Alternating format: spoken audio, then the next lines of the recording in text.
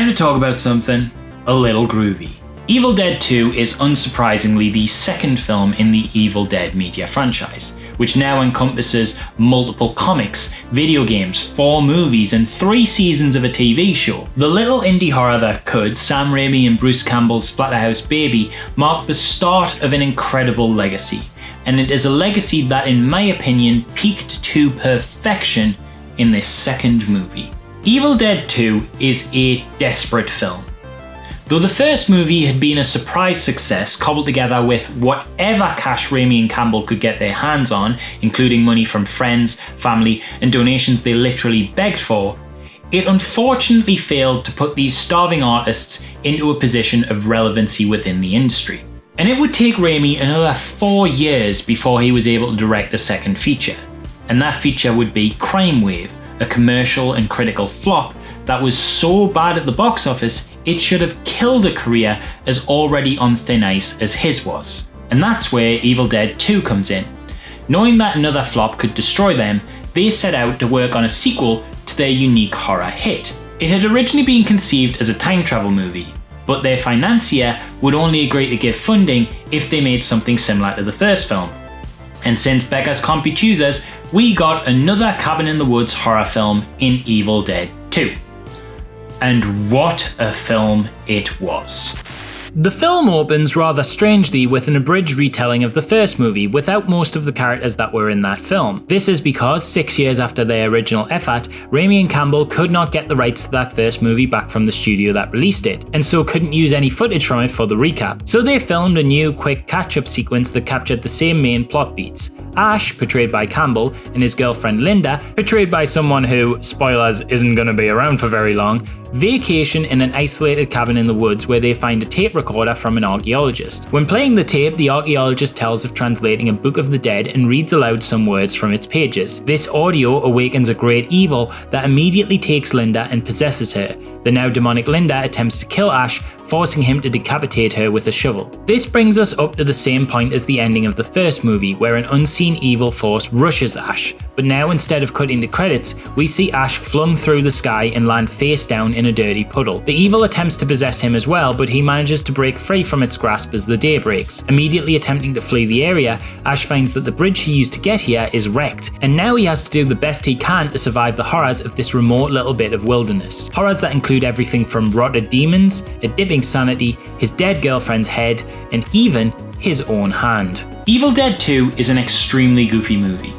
If you only know this film based on its reputation as a horror classic, or as a sequel to its far more straightforward first film, then you may be surprised to learn that Evil Dead 2 is fucking hilarious. And very intentionally so. While definitely still firmly a horror film with its lingering tension, high body count, innocent deaths, frightening effects work, and buckets and buckets and buckets of blood, Evil Dead is also a maddeningly daft and dopey comedy with strong slapstick sensibilities. This film is batshit insane. It's like a gory live-action Looney Tunes. One of the reasons I love this movie so much and why it made this list is that it is absolutely prepared to give you as much gory horror as you could take, but consistently blends this with a cartoonish playfulness to create a madcap energy that's entirely unique to this film. There is nothing else out there that captures the clashing and yet somehow bizarrely complementary tones of violent body horror and clownish zany comedy as much as this does. It's as creepy intense as it is silly, and that's why I feel totally cool recommending this on a wholesome Halloween marathon. It is wholesome. It approaches horror with a completely jovial joy, the kind of which could only come from two friends risking their careers on a ridiculously out there, surreal and wild horror comedy that potentially has just as much a chance of being reacted to with a confused blink as it does of becoming a cult classic. It's crazy when you think about it that this is the direction they took. Like, can you imagine being these guys? Can you imagine being Raimi and sitting there and going, alright, okay, Bruce, our careers are on the line here, so let's play it safe, yeah? Let's do a sequel to a one established hit, you know, keep it nice and familiar, stick to what we know, yeah? Let's not do all that time travel stuff. Let's keep things nice, straightforward, sensical, and familiar.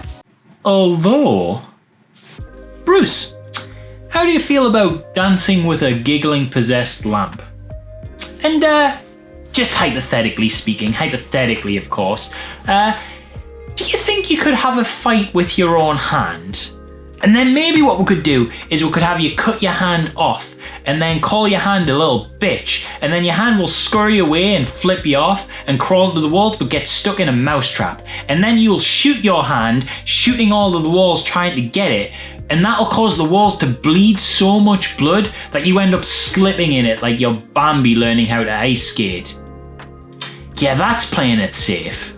It's such a chaotic film in the best possible way and really shows off Raimi's skills as a creator with a unique style and vision. The way he fuses so many different techniques, from his trademark vertigo-inducing camera work to stop-motion animation to intensely over-the-top prosthetics and practical effects, everything just feels like this complementary cocktail of chaos, mixing and matching a slew of well-prepared ingredients to create something that goes down a treat. Every little thing helps raise the movie to massive heights, with no one weak link that lets the side down. Like, yeah, some of the effects are cheesy, but it just adds to the whole vibe and charm. And Campbell deserves just as much praise for his work here. There's a reason Ash has become a cultural icon, and it's Campbell's pitch-perfect performance. At this point in the franchise, the character doesn't even have that much of a personality. Not really. He's not the snappy Johnny Cool action hero of Army of Darkness yet. He just spends most of the film trying to survive, and the most you ever get of him as a character is the very occasional one-liner. But even with the extremely simplistic pitch of just a guy trying to survive, Campbell manages to bring a totally inspired identity to the performance,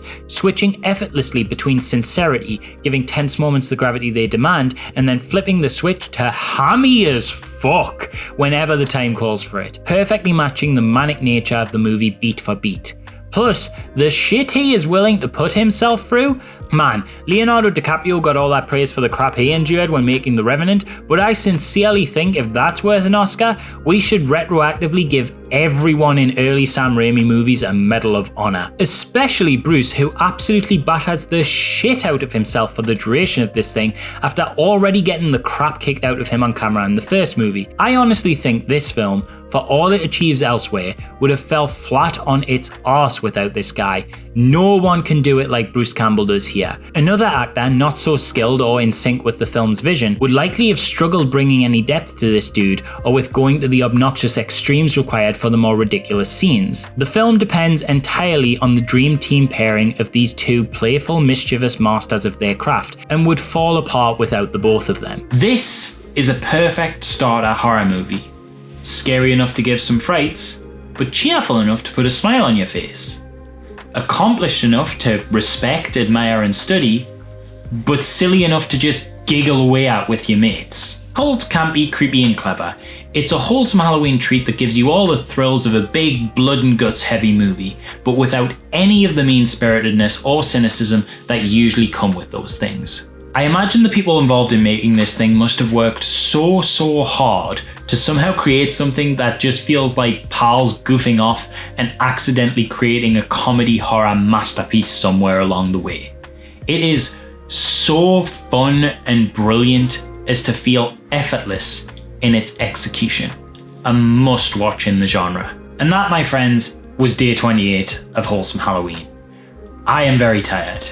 If you like this video, please let me know with a like and a comment, and subscribe to my OnlyDans at the red button below. I would also like to take a moment to remind you that I do have a Patreon you can support if that's something that interests you. Backing at just $1, that's the only tier we have at the moment. You can give as little or as much as you like, it's entirely up to you. But backing at just $1 will get you access to a Patreon exclusive Discord as well as direct messaging with me. And you'll also get, because now Wholesome Halloween is about to finish, your name in the credits of every video that follows, and potentials for shout outs, all kinds of fun stuff, and there'll be shiny new things added as we go along once I get this whole big 31-day marathon out the way and can focus on buffing that up. But until then, you know, there's some stuff there for you, so if that sounds like something that interests you, it's the best way to support the channel. That would be amazing. I'd appreciate it so much. If you can't do that right now, I totally understand.